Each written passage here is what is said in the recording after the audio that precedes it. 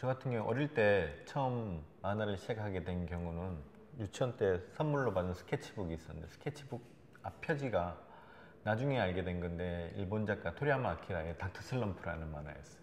그래서 거기에 나오는 한 장면이 되게 마음에 들어가지고 나도 저런 그림을 그려야 되겠다 라고 생각해서 저런 그림 그리려면은 어떤 사람이 돼야 되는가 알아보니까 만화가가 되는 저런 그림 그릴 수 있겠다라고 생각해서 저도 이제 커가면서 중학교, 고등학교 때도 계속 만화를 보고 또 일본 만화도 많이 접하고 그랬지만은 저는 일본 만화의 전형적인 일본 만화 스타일은 그렇게 어릴 때부터 그렇게 좋아하진 않았어요. 눈 크거나 막 이렇게 막 그렇게 야리야리하고 예쁘게 그리는 거는 이상하게 별로 안 좋아했었어요. 어릴 때부터. 그래서 그렇게 자라다 보니까는 대학교가 올라와서 이제 여러 나라 만화들을 많이 접하게 됐어요. 뭐 한국에 같은 경우에는 일반 프로 만화가들 이제 유명한 만화가들 말고도 좀 언더에 계시는 만화가들도 좀 알게 되고 그다음에 프랑스 만화라든지 뭐 미국 만화라든지 세계나 여러 나라 그리고 또 전공을 서양학과를 대학교에서 파인아트를 전공했기 때문에 그러면서 이제 서양화라든지 동양화라든지 여러 가지를 보다 보니까는 자연스럽게 만화적인 것들도 좋아하지만은 또 제가 또 좋아하는 스타일이 또 사실적 리얼리즘 그림을 좋아했기 때문에 일본 만화랑 리얼리즘 만화랑 이렇게 막 섞여 보다 보니까 지금의 만화 스타일이 된 것 같은 느낌입니다.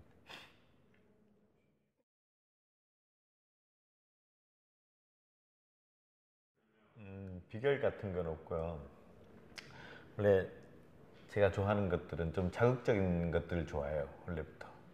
뭐 폭력적인 거라든지 뭐 성적인 거라든지 좀 이치에 좀 안 맞는 상황이라든지 이런 것들을 좀 좋아하는 편이고 또 그런 좀 자극적인 화면이라든지 특히 뭐 인어 나오는 거라든지 이런 화면들 같은 경우에는 그릴 때부터 아예 좀 자극적으로 그려보자라고 생각하면서 그렸던 거예요. 근데 그렇게 제가 생각하기에는 상상력이 그렇게 뛰어난 것 같지는 않거든요. 저는 그냥 음, 막 새로운 걸 창조해내는 것들 능력은 저도 그렇게 별로 없는 것 같아요. 근데 그냥 현실에 있는 것 같고 어떻게 잘 버무리는 것 같아요.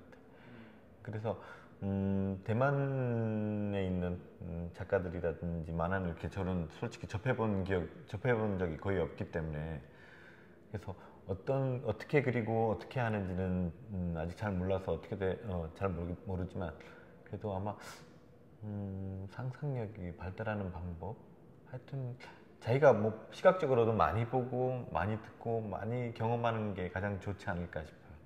그걸 바탕으로 자기 생각을 좀 더 덧붙여가지고 화면을 꾸미는 훈련이 좀 더 필요하면은 훈련이 되면 아마 좀 더 재미나고 그런 환경을 그림 그리지 않을까 싶어요.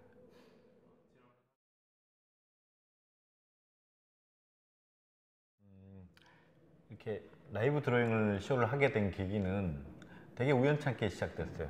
음, 한국에 있는 부천 국제 만화 축제가 있었는데 거기서 이제 부스를 하나를 제공받게 됐어요. 그래서 이제 부스를 하나 제공받으면은 자기 작가가 그 부스를 꾸며야 돼요. 이제 그러니까 한 공간에 세 면을 꾸며야 되는데 보통 작가들 같은 경우에는 뭐 자기 원고라든지 자기 일러스트들로 이렇게 액자를 해서 꾸몄어요. 근데 저 같은 경우에는 저희 대표님께서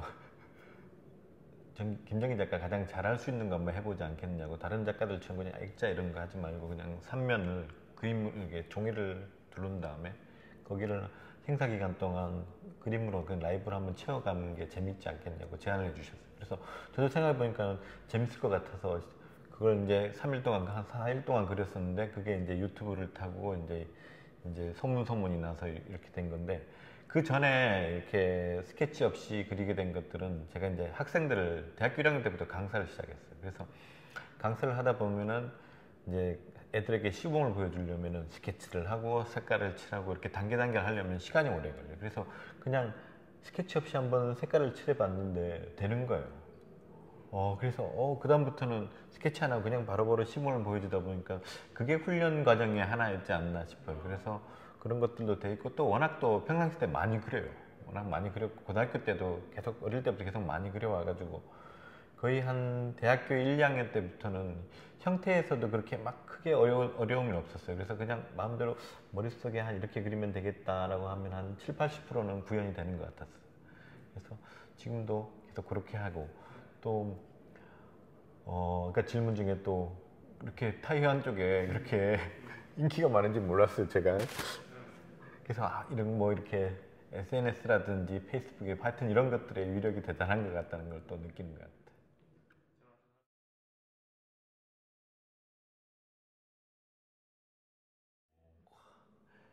어, 당연히 존경하는 작가는 많죠. 한국 작가들도 계시고 또 일본이나 프랑스나 미국 작가들 여러분들이 많은데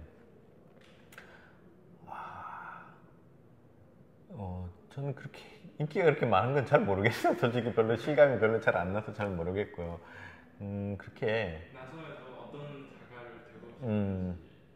그렇게 제가 생각하는 유명한 작가들 반열에는 오르려면 아직 한참 멀은 것 같고 그냥 아직까지는 이렇게 제가 갖고 있는 작은 재주로 약간 유명해진 것 같은데 그래도 조금 더 유명해지려면은 자기 작품들이 좀 더 많이 쌓여야 될 것 같고 그리고 또 작품 활동도 더 많이 해야 될 것 같은데 제가 좋아하는 작가들 뭐 제가 존경하는 작가들은 지금 살아계신 분들도 있고 돌아가신 분들도 계신데 그래도 그분들하고 비교하기에는 아직 한참 뭐 안 되는 것 같고 그래서 그분들하고는 또 그나마 그래도 좀 그분들한테 명함이라도 좀 내놓을 정도 되려면 그래도 자기 원고 작품이라든 자기 타이틀을 갖고 있는 작품들이 좀 더 쌓여야 되지 않겠나 싶어요. 네.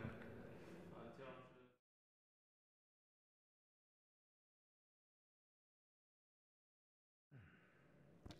그림으로 진짜 그림 그리는 사람이 그림으로 먹고 산다는 거는 진짜 힘든 일이에요. 아마 미대를 졸업하더라도 한 만약 미대 졸업생이 40명이면은 나중에 자기 그림으로 먹고 사는 사람들 한두 명 정도밖에 안 될 것 같아요. 나머지들은 뭐 다른 작업을 찍든지 아니면은 그림 말고도 또 다른 직업을 가지면서 병행하는 경우들이 많은데 저도 그런 비슷한 경우도 겪어봤고 또 처음에 출판사 찾아갔을 때는 11군데에서 퇴짜도 맞아봤었어요.